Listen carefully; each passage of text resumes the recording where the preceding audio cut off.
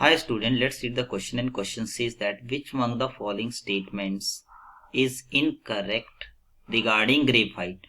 First है each carbon atom is sp2 hybridized. Second है fourth electron on each carbon atom forms a pi bond. Third है layer are held together by weak van der Waals forces and then thermodynamically less stable than diamond. तो यहाँ पे हम बात करें, सबसे पहले हम की कंसेप्ट की बात करते हैं. की कंसेप्ट यहाँ पे क्या है, that is regarding the diamond and graphite. तो की कंसेप्ट यहाँ पे क्या है, पहले हम बात करेंगे this is structure of graphite.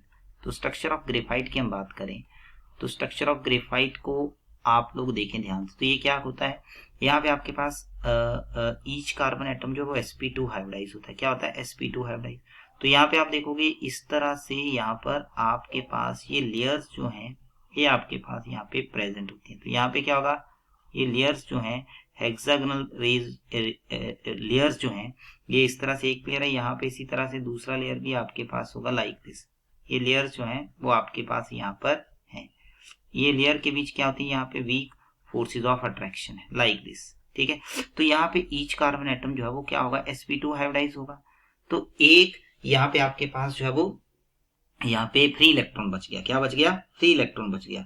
तो ये देखा गया है यहाँ पे कार्बन जो है वो आपके पास जो है वो 3 सिंगल बॉन्ड बनाता है, 3 single bond and 1 double bond plus 1 double bond. Double bond क्यों बनाते हैं, in order to complete its valency. तो इसका मतलब क्या हो, पहला स्टेटमेंट तो बिल्कुल सही है कि sp2 हाइब्रिडाइज है और each fourth carbon atom form pi bond.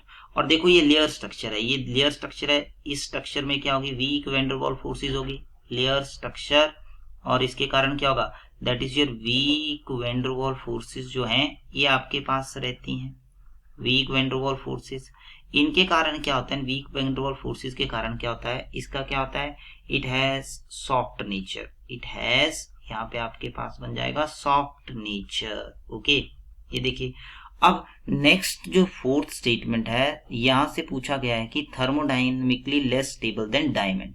देखिए आपको पता है अगर नॉर्मल हम बात करते हैं तो कोई भी चीज हमारे पास तभी एग्जिस्ट करता है जब वो थर्मोडायनेमिकली क्या हो, स्टेबल हो. तो आपको पता है कार्बन जो है वो नॉर्मली किस फॉर्म में मिलता है, कार्बन नॉर्मली मिलता है that is in the form of graphite. Diamond की फॉर्म में मिलता है at high pressure and high temperature. तो इसका मतलब ये स्टेबल तो है लेकिन इसके लिए टेम्परेचर और प्रेशर की कंडीशन क्या है, हाई. और ग्रेफाइट नॉर्मली हमें मिलेगा, कार्बन नॉर्मली मिलेगा ग्रेफाइट की फॉर्म में. इसका मतलब ग्रेफाइट जो है वो थर्मोडायनामिकली क्या होगा, graphite is dynamically more stable then diamond,